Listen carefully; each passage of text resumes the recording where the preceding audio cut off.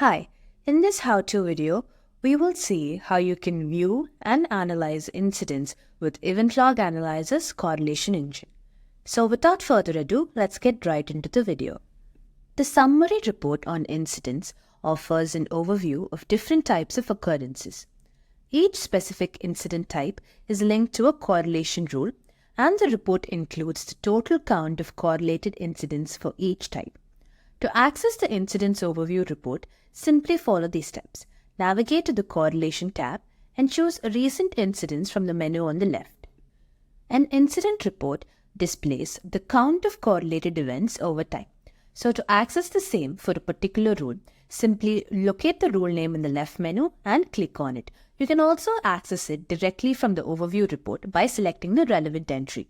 The incident reports offer various functions, including exporting and scheduling reports. To export a report, go to the desired one, click on Export As, and choose PDF or CSV format from the drop-down. You can also track previous exports by clicking on the Report Export History icon. To schedule your reports, navigate to the desired incident report and click on Schedule Report.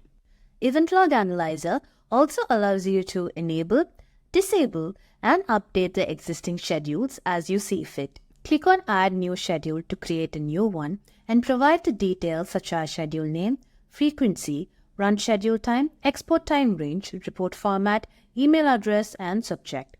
And if you'd also like to be notified via email as well, simply fill the email address and email subject. And it is to be noted that the reports generated can only be in PDF or CSV format.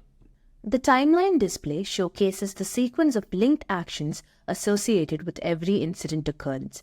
To access an event timeline for any incident listed, simply click on the Event Timeline button aligned with the respective incident. And for a closer look at individual log details, click on the Details option next to each event.